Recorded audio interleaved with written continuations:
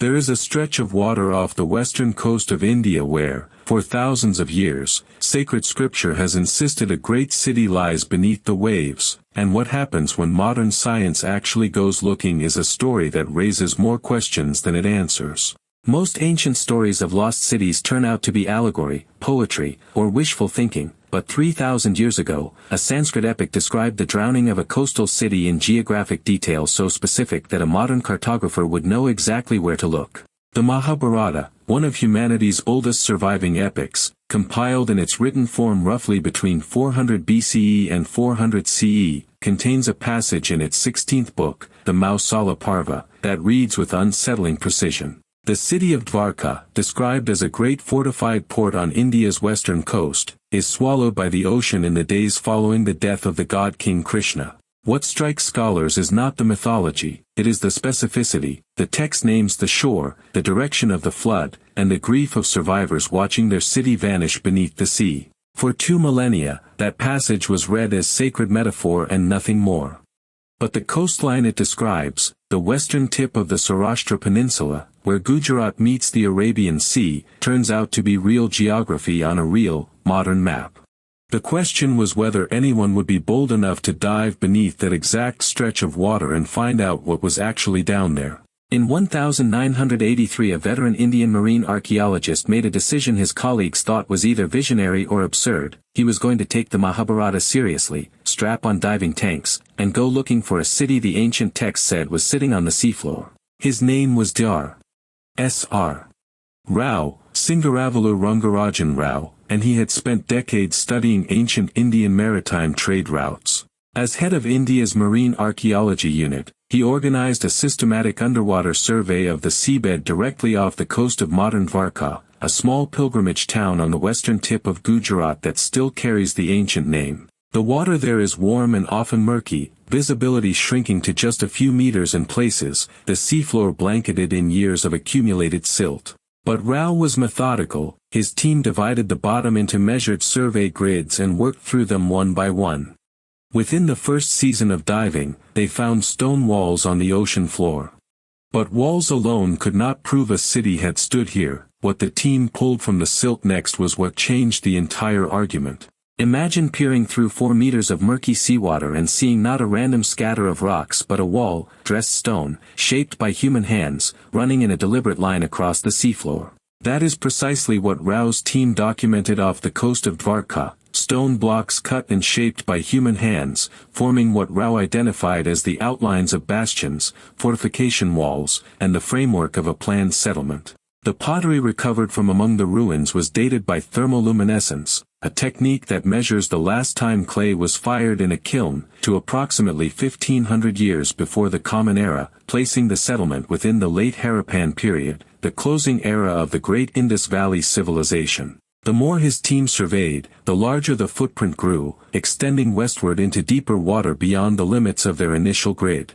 Rao concluded he had found the remains of an actual city, not mythology made literal, but archaeology, a real place that had stood, and then drowned.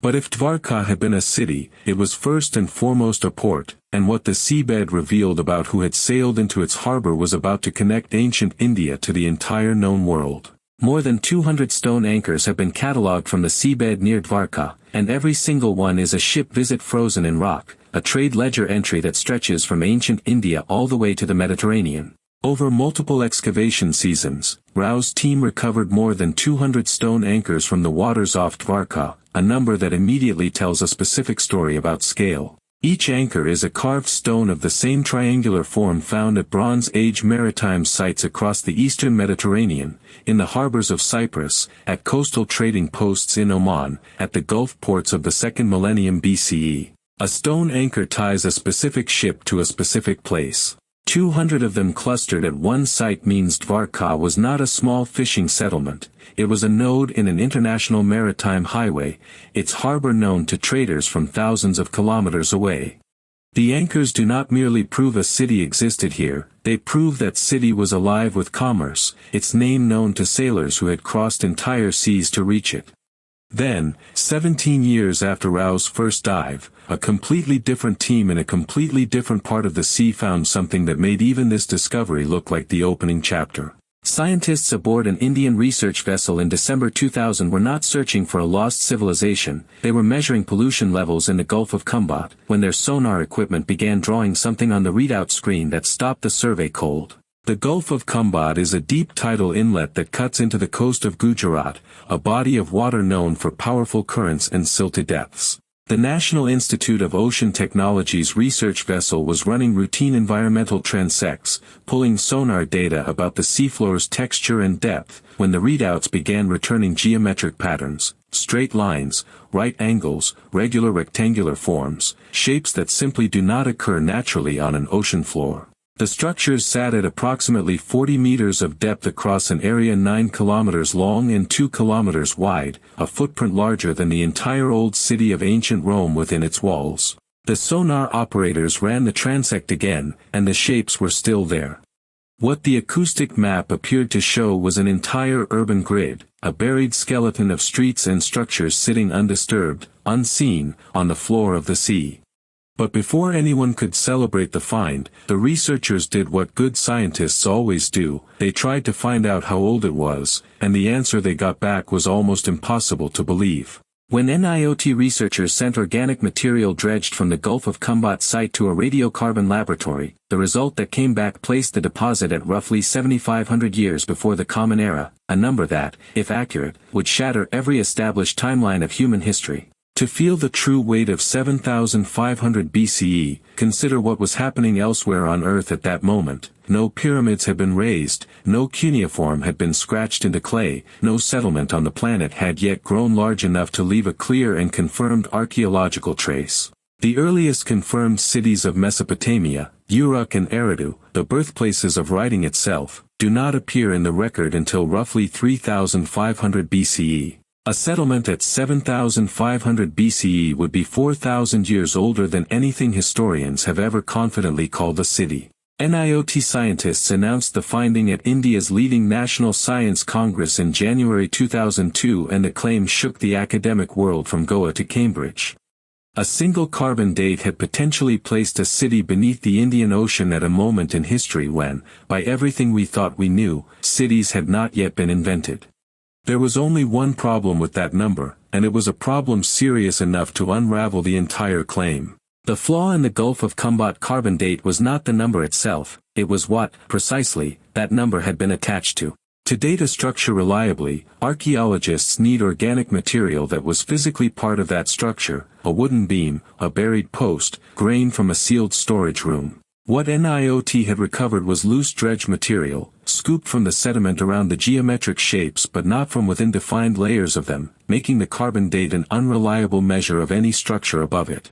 The geometric shapes themselves remain genuinely contested. Geologists familiar with the Gulf of Khambhat's powerful tidal currents argued that natural erosion can sculpt sediment into regular, angular forms that mimic the look of architecture on a sonar screen. No systematic excavation, with divers carefully clearing defined stratigraphic layers under controlled conditions, has yet been completed at the site. The discovery is real, the sonar data is real, and historians still debate it, but as of today, the Gulf of Khambhat's geometric shapes remain neither confirmed as a city nor definitively ruled out as one.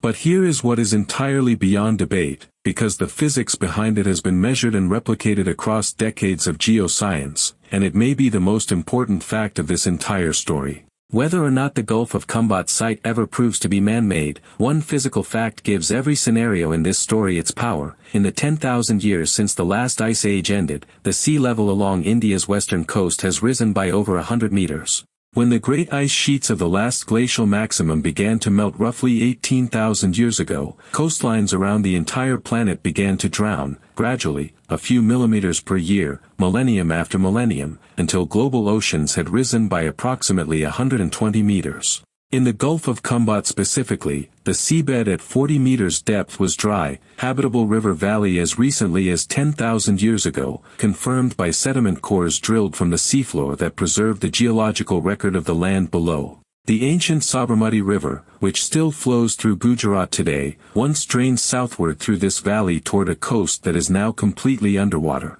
Whatever settlements existed in that valley before the sea arrived are on the ocean floor now, whether or not sonar can yet read them clearly enough to know what they were. The sea did not need a god or a myth to swallow ancient Dwarka, it needed only time, and the slow, irresistible physics of a warming world at the end of an ice age.